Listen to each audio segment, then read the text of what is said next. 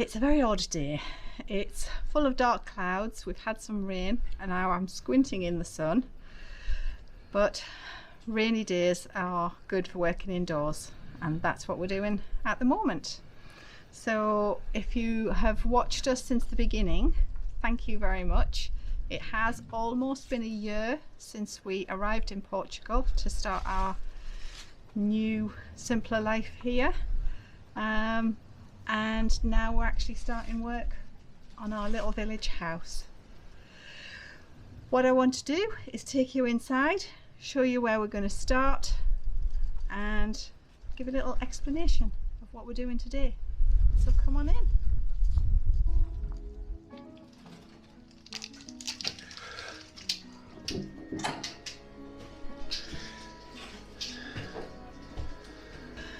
This is a tiny house, and because we've started work on the smallest room in the house first, it's threw the rest of the house into chaos.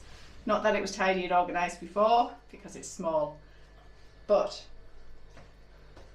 we've got all our clothes storage here in the kitchen, and I've been trying to take up the floor coverings because we haven't got a tiled floor yet, and every time I move something, Max keeps thinking, oh, what's that, and getting very excited. So we've had to bribe him with a little meaty treat that he doesn't usually have during the day.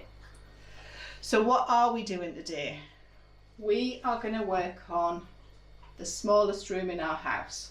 So this is a very rough sketch of the floor plan of our tiny village house. This is the front with the two windows, and this is the wall that's got those lovely tiles on that I like. Here's my front door, and we come into the hallway and we're going to work in this room here. So it's the smallest room in the house, and you can imagine what that's going to be. It's going to be the smallest room in the house. It's going to be our toilet room, our bathroom. Won't have a bath in, but it's going to be the first room that we start working on, and when you have a look you'll see why. Yep, this is our smallest room. It's going to be the room that we start in. If you go right back to the beginning of our videos when we arrived here a year ago and we did our house tour, you'll have seen that this is a bit of a spooky room. It was full of stuff. It had a bed and a mattress that was filled with straw. It had a wood burner and a chimney for that, like a real old-fashioned potbelly thing, and it's got all these weird handprints on the wall. It gives access up into our roof space, so it's always well ventilated. Yeah, but it is tiny, so can't stretch out that way, but this way, oh, it's a bit more than an arm span on me. So I'm 5'8", so that's it's probably 6 foot wide. Yeah. Deep. Yeah. The thing with old Portuguese houses is that they don't really have any foundations, and they definitely don't have any damp proof course. So what's happened is the house was renovated and had a new roof put on, we think somewhere between 10 and 15 years ago. We're just kind of guessing, but roughly that's what we think. And everything was covered in a concrete render, and there was a concrete floor put down which has varying thicknesses throughout the house, but what it means is the walls are in contact with the earth, and we think that the moisture and the damp has just literally come straight up. It's worn away all the brick,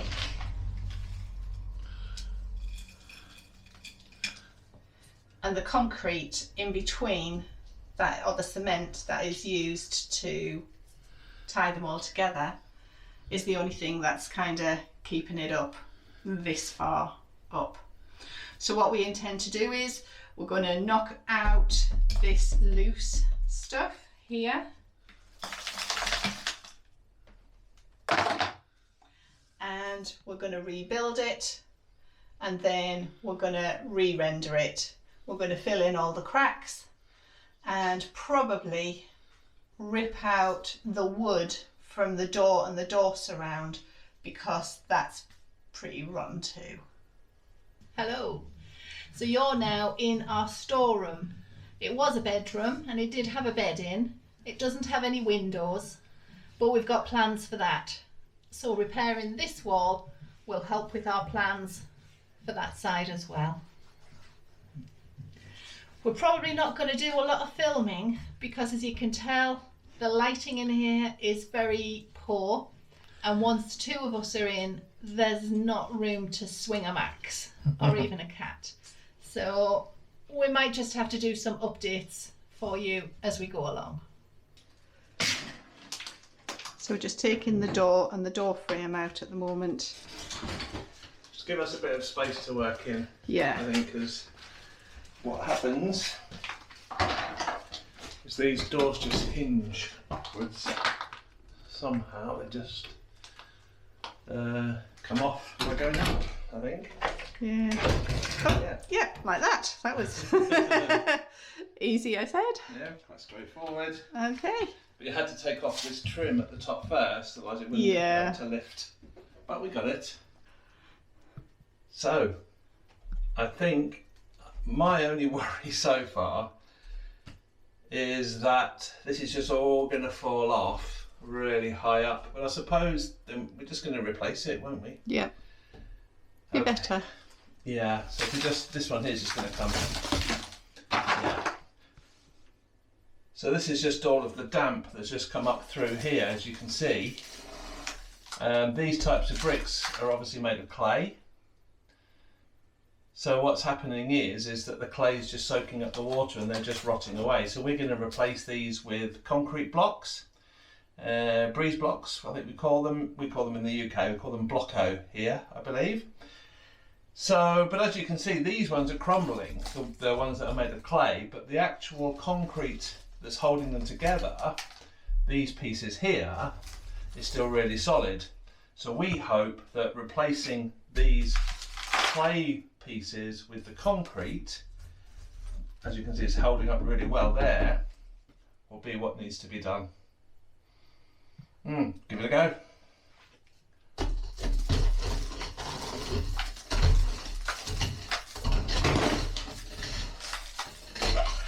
That's mad, isn't it? But then the concrete, Solid. solid. So it's just these clay bricks, isn't it? They're just falling apart because they're just soaking the water up. And the concrete, solid as a rock. Okay.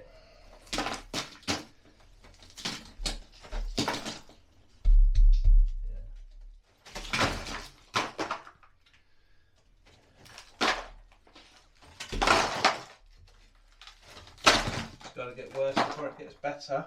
Yeah. See, I think there for this one, this is a lot better. So the dampness hasn't quite reached that one yet. That sounds like it. Yeah, sounds a lot better. So hopefully we only have to go to this point here. Hopefully we only have to go to this point here, and these ones are going to be okay. That's my hope. So this one, it's not too bad compared to some. Okay, we'll just carry on.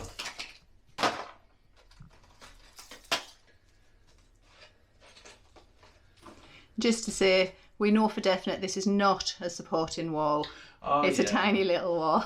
Yeah, it's not a supporting wall, no. But I don't even think it's, I think it's going to be supported by this concrete anyway until we get to that point, you know. And the spiders Yeah, that the just ran in there. Yeah, spider. Sorry. Been living there forever. Okay. Okay.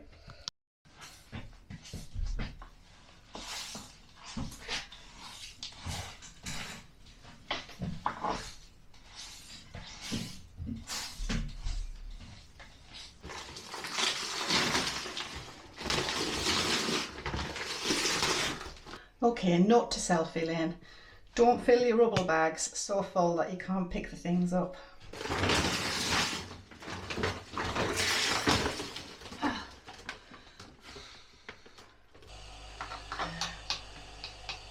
Today's just reminded me about basically every house that we've lived in.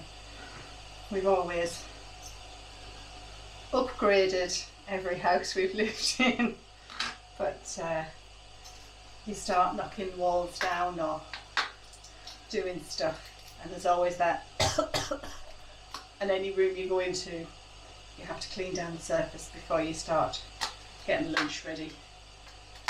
So no different here. No. So what are we having? We're having some of our pau grande, thickly sliced, spicy hummus, salad on top, a few crisps. Perfect. Nice. Right, lunchtime. Looks very nice. Good morning, welcome back to day 2 on the smallest room renovation. Okay, it's a much nicer day today. It's sort of cloudy forecast, but we've got lots of blue sky and sunshine, which is fabulous for the solar, and all of our efforts are making it very impossible to have a shower, so I need to have a hair wash, probably in a bucket soon. What we have done though is we've pulled out all of the door frames, and what an amazing difference that has made. Let me take you and show you. Here we are. So in we go. Very bright. With your eyes. So we removed all of the door frames and it just opened it up straight away, didn't it? It just made it look lighter and more open. I think that's probably what it was then, is it just made it lighter because it wasn't dark brown wood anymore. Probably, yes. Yeah, because we're trying to understand how big this tiny house is now, aren't we? We're kind of it feels much bigger, yeah. It feels so much bigger, and I think it's because we've just removed a lot of the junk that we've got used to being here. The doors. The doors, and the door frames. So yeah. Even though a door is open, it still takes up so much space in a small room. So we've removed them, and what it revealed is that it's just all of these clay, like tijolas or bricks, hollow bricks, and the dust is going to make me cough. Sorry. And we have started to build up. Yeah, we've started to build up the base in here so that when all of that dries off, we've got a nice straight solid foundation for which to build up from. So building up along here, and we've started to fill in some of the really big holes. Sorry about the lighting, just obviously there's no natural lighting in here, but this Clarus light that we got has been amazing as a work light. Mm-hmm. And what we've also been doing is filling in parts of the gaps, because we're not going to have a door frame, we're just going to plaster around all of it. Yeah, and get it all. No wooden door frames. Yeah. No doors. No doors. Yeah. It'd just be nice, a more open plan. Yeah. Yeah, very good. So, it's not been a building day today, but what we have done is we have started to think about how we're going to rebuild the walls that we're taking down in our house and how we're going to make them good again. So today, after lots of thinking, we've been to Castelo and we've picked up some supplies. Okay, so what we've done is we've picked up some bricks.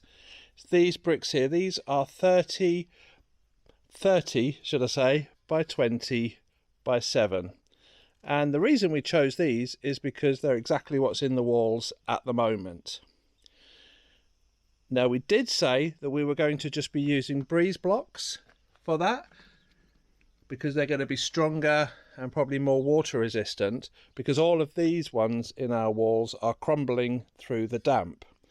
However, we have put a lot of concrete down between these bricks, and we're hoping that the concrete and the cement will stop the water penetrating up as much into these bricks. We've also picked up some what I would call render, so Roboco exterior and Roboco interior. So thanks very much to Grant and Christina from Not Your Average Gringos, who suggested on their video previously that we could use this Roboco, I think that's how you pronounce it, Roboco exterior for the exterior of our property and Roboco interior as a render for the inside of our property. So once we've got all of these bricks down, once we've got all of these bricks in place with our cement and our sand here, then we can cover that with our interior Roboco to make a nice finish. This exterior Roboco here is for this hole that we have on the front of our house. This here, which is letting in a little bit of damp, and we feel that we're going to take a lot of this off, and then that exterior Roboco there should solve that problem.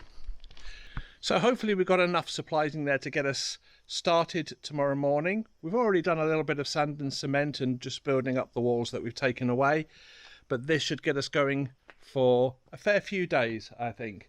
And using these bricks here, it's going to be a lot easier for us to get them into place because they're already the same size as the wall. So we thought, for the sake of a few breeze blocks, we'll be able to use those breeze blocks elsewhere. We're going to go for these ones.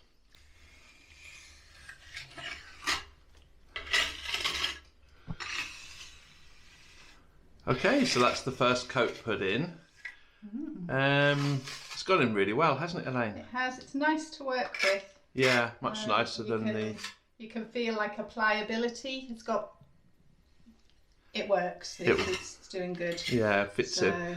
Much nicer than just the cement, which we were playing with, the sand and cement. It's much smoother, goes in really well, doesn't it? Yep. Good, okay. So we've just got to fill in these bits now, and Elaine's already working on this edge here because we're not going to put a trim in here, as I think we mentioned before. We're just going to plaster this, so there won't be a door, there will just be a curtain or something like that, won't it, Elaine? Yeah, just something simple. So yeah, fill in this gap here down here now, this gap here, and then we're going to work to the other side of this, the other side of the wall obviously, which is in that room there. Okay, so that's the first scratch coat on the main part of the wall done. We'll need to let that dry and then put another coat on. We filled this hole here and this hole here. So now we're going over to the other side of that wall. Oh, a bit dark, but here, and this is our job now.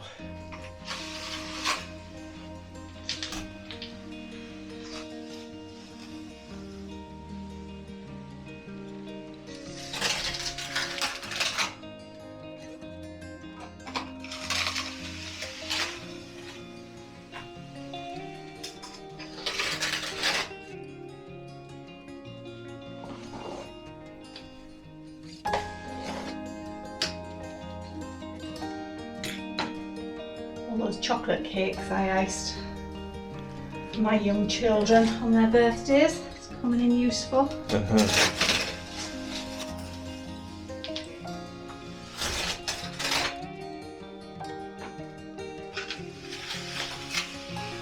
Looking really good.